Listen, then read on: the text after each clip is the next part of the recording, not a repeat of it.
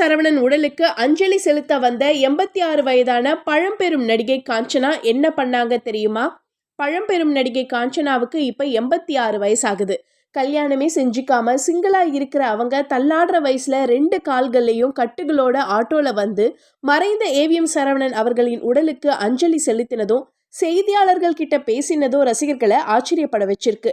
AVM தயாரிப்பு நிறுவன இயக்குனரும் பிரபல தயாரிப்பாளருமான ஏவிஎம் சரவணன் வயது மூப்பு காரணமாக 85 வயசுல உயிரிழந்தாரு.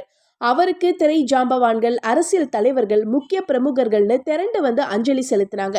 இவங்க எல்லாம் வந்தது சாதாரண விஷயம்னு ஆக்கிட்டாங்க பழம்பெரும் நடிகை காஞ்சனா. 80 கோடி ரூபாய் அளவுக்கு சொத்துக்களை திருப்பதி தேவஸ்தானத்துக்கு தானமா கொடுத்த காஞ்சனா சரவணன் உடலுக்கு அஞ்சலி செலுத்த சாதாரண ஆட்டோல வந்ததுதான். ஆட்டோவில் வந்த காஞ்சனா செய்தியாளர்கள் கிட்ட என்ன தெரியுதா, என் பெயர் காஞ்சனான்னு அறிமுகப்படுத்திக்கிட்ட பிறகு மறைந்த ஏவிஎம் சரவணனோட தன்னுடைய நன்றி கலந்த நினைவுகளை பகிர்ந்துக்கிட்டாங்க. அஞ்சலி செலுத்தி முடிச்ச பிறகு மறுபடியும் தள்ளாடி நடந்து வந்த அவங்க மறுபடியும் ஆட்டோல ஏறி போனது அங்கிருந்த எல்லாரையுமே ஆச்சரியப்படுத்துச்சு.